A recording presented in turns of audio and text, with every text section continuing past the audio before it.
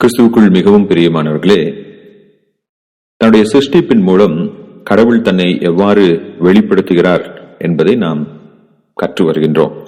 முதலில் இந்த சிருஷ்டிப்பு கடவுள் அன்பானவர் என்பதை நமக்கு வெளிப்படுத்துகிறது. இரண்டாவதாக, God is infinite. கடவுள் எல்லையற்றவர். இல்லை, இன்னும் தெளிவா சொல்லணும்னா, கடவுள் மனிதர்களுடைய கற்பனைக்கு அப்பாற்பட்டவராக இருக்கிறார். இல்லை என்றால் மனித வரம்புகளுக்கு அப்பாற்பட்டவராக இருக்கிறார். 145 சங்கீதம் 3 வசனத்திலே சங்கீதக்காரன், கர்த்தர் பெரியவரும் மிகவும் புகழப்படத்தக்கவருமா இருக்கிறார், அவருடைய மகத்துவம் ஆராய்ந்து முடியாது என்று கூறியுள்ளார். இதன் பொருள், கடவுள் மனிதனால் அளவிடப்பட முடியாதவர். God is immeasurable.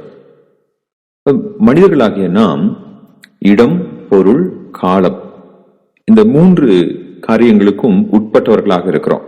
Space, matter and time. இடம், பொருள், காலம். இதை தாண்டி நம்மால சிந்திக்க முடியாது, செயல்பட முடியாது. இப்ப நம்ம ஒரு வாக்கியம், ஒரு சென்டென்ஸ் பேசுறோம் அப்படின்னா அதுல இடம், பொருள், காலம் அடங்கியிருக்கும். இல்ல இதுல ஏதாவது 2, 1 அடங்கியிருக்கும். இப்ப நான் என்று சொல்லும்போது ஐ எம் a மேட்டர், என்னுடைய சரீரத்தை நான் குறிக்கின்றேன். நேற்று என்று சொல்லும்போது காலத்தை நான் குறிக்கின்றேன். வீடு என்று சொல்லும்போது இடத்தை நான் குறிக்கின்றேன். இப்படி இடம், பொருள், காலம் இல்லாமல் நம்மால் கற்பனை செய்ய முடியாது. ஆனால் கடவுளோ இந்த இடம், பொருள், காலம், ஸ்பேஸ், மேட்டர், டைம், இது 3ஐயும் சிருஷ்டித்தவர் அவர். அப்ப இவர் இந்த காலத்தினாலோ, இடத்தினாலோ, பொருளினாலோ அளவிடப்பட முடியாதவர். அவர் அதற்கு மேலானவராக இருக்கிறார். அவர்தான் அதை படைத்தார். அதாவது இடம், பொருள், காலம் இல்லாத ஒரு நேரம் இருந்தது. ஆதியிலே என்று சொல்லும் போது it was before the creation of space, matter and time. இடம், பொருள், காலம் உருவாக்கப்படுவதற்கு முன்பதாகவே கடவுள் இருந்தார், இறைவன் இருக்கின்றார். அப்ப தேவன் நம்முடைய கற்பனைகளுக்கு அப்பாற்பட்டவராக இருக்கிறார். நம்மால கடவுளை முழுமையாக புரிந்து கொள்ளவோ, கடவுளை முழுமையாக விளக்கவோ முடியாது. ஒரு பழமொழி இவ்வாறாக சொல்கிறது, கற்றது கையளவு, கல்லாதது உலகளவு. சீன மொழியில சொல்வாங்க, what we know is a drop, what we do not know is a ocean. அதன் பொருள், இந்த உலகத்தில் எவ்வளவு பெரிய ஞானியாக இருந்தாலும், உலகத்திலேயே சிறந்த அறிவாளியாக இருந்தாலும், அந்த நபருக்கு தெரிந்தது ஒரு துளி வெள்ளம் மட்டும்தான், தண்ணீர் மட்டும்தான். அவன் அறியாதது கடலளவு இருக்கு. இப்ப இந்த கடலளவு அறியாமையை உடைய மனிதனால், ஒரு துளி அறிவு கொண்ட மனிதனால் எல்லையற்ற கடவுளை விளக்க முடியுங்களா? நிச்சயமா முடியாது. ஆனா இன்னைக்கு நிறைய பேரு கடவுள்னா இப்படிதான் இருப்பாரு, இதுதான் கடவுள், இவர்தான் கடவுள் என்று விளக்க முயற்சிக்கிறாங்க. அந்த தேவன் தன்னை வேதத்துல எவ்வாறு வெளிப்படுத்தி இருக்கிறாரோ அதை நம்ம புரிந்து கொள்ளலாம், விசுவாசிக்கலாம். ஆனா தேவன் அதையெல்லாம் தாண்டி மற்றவராய், பெரியவராய் அவர் இருக்கிறார். மனிதனால் கடவுளை அளவிட முடியாதது மட்டுமல்ல, கடவுள் எல்லையற்றவர்.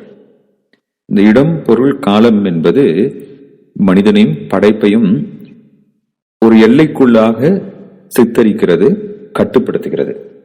ஆனால் கடவுள் இந்த எல்லைக்கு அப்பாற்பட்டவர். He is far beyond. அவர் பெரியவர். அதனாலதான் 113 சங்கீதம் 5-7 வசனங்களிலே சங்கீதக்காரன் கூறுகிறார், உன்னதங்களில் வாசம் பண்ணுகிற நம்முடைய தேவனாகிய கர்த்தருக்கு சமமானவர் யார்? அவர் வானத்தையும் பூமியிலும் உள்ளவைகளை பார்க்கும்படி தம்மை தாழ்த்துகிறார். அவர் சிறியவனை புழுதியிலிருந்து தூக்கி விடுகிறார், எளியவனை குப்பையிலிருந்து உயர்த்துகிறார். கடவுளுக்கு சமமானவங்க யாருமே கிடையாது. இப்ப மனிதர்களாகிய நாம் ஒரு பொருளை ஒன்றோடு ஒன்று ஒப்பிட்டு தான் நம்ம கத்துக்கொள்ள முடியும். ஆ அப்படிங்கிற ஒரு எழுத்து நம்ம சொல்லி தரப்போ அம்மா, அம்மா அப்படிங்கிற ஒரு உருவத்தை பார்த்தாதான் ஆங்கிற எழுத்தை நம்மளால நினைவில் வைத்துக் கொள்ள முடியும். இப்ப ஏ ஃபார் ஆப்பிள் என்று சொல்லி தருவார்கள். அப்போ நாம் ஒன்றோட ஒன்றை ஒப்பிட்டு கற்றுக்கொள்கிறவர்களாக இருக்கிறோம். இப்ப கடவுளை நம்ம புரிந்து கொள்ள வேண்டும் என்றால் அவரை யாரோடு நம்ம ஒப்பிட முடியும்? அவருக்கு சமமானவர் ஒருவரும் இல்லை. அவர் தன்னை எப்படி வெளிப்படுத்துகிறாரோ அந்த விதத்துலதான் நம்ம அவரை புரிந்து கொள்ள வேண்டும். இப்படி எல்லையற்ற, அளவிடப்பட முடியாத, ஒப்பிடப்பட முடியாத இறைவன் எப்படிப்பட்டவரா இருக்கிறாருங்க? 6 வசனம் சொல்லுது, அவர் வானத்திலும் பூமியிலும் உள்ளவைகளை பார்க்கும்படி தன்னை தாழ்த்துகிறார். இந்த வசனத்தினுடைய பொருள், அந்த எல்லையற்ற கடவுள் மனிதர்களுடைய அறிவிற்கு அப்பாற்பட்ட கடவுள். அவர் மனிதர்களையும் தான் படைத்த ஜீவராசிகளையும் அறிந்து கொள்ளும்படியாக, அவர்களோடு உறவாடும்படியாக தன்னை தாழ்த்துகிறவராக இருக்கிறார். அவர் நம் மீது அக்கறை உள்ளவராக இருக்கிறார். அறிவியல் சொல்வது போல ஏதோ ஒரு அறிவியல் மாற்றங்களினால் உருவானவர்கள் நாம் அல்ல. இந்த உலகத்திலே ஒரு விபத்தினால் படைக்கப்பட்டவர்கள் நாம் அல்ல. பரிசுத்த வேதாமம் கூறுகிறது, அன்பும் அக்கறையும் உள்ள உன்னதமான அளவிடப்பட முடியாத இறைவன் நம்மை படைத்து, அவர் நம்மை நேசித்து, நம்மை பாதுகாத்து பராமரிக்கிறவராக இருக்கிறார். இந்த எல்லையற்ற தேவன் நம் மீது அக்கறை உள்ளவராக இருப்பதினாலே நாம் தைரியம் உள்ளவர்களாக இருக்கலாம். இன்னைக்கு இந்த உலகத்தை குறித்து பலவிதமான பயங்கள் இருக்கு. குளோபல் வார்மிங் என்று சொல்வார்கள். உலகம் வெந்து உருகி கொண்டிருக்கு. நீர்நிலைகளில் மாற்றம் ஏற்படுது, நிலப்பரப்புல மாற்றம் ஏற்படுது. இந்த உலகம் இதுக்கு மேல தாங்காது. சயின்ஸ் ஏன் பயப்படுது அப்படின்னா, இந்த உலகம் ஏதோ ஒரு விபத்தினால உருவாக்கப்பட்டிருக்கிறதுனால ஒரு நோக்கம் இல்லாம இது போயிட்டே இருக்கு. இது எங்க போய் முடிவடையும் சொல்லி அவங்களுக்கு தெரியல. ஆகையினாலதான் இந்த உலகத்துல ஏற்படுகின்ற மாற்றங்களை நினைத்து அவர்கள் பயப்படுகிறார்கள். இதெல்லாம் அவர்களுடைய கட்டுப்பாட்டுக்கு அப்பாற்பட்டு இருக்கு. ஆனா நாம் இந்த காரியங்களை குறித்து அக்கறை உள்ளவர்களாக இருக்கணும். இந்த உலகத்தை நம்ம மாசுபடுத்தக்கூடாது.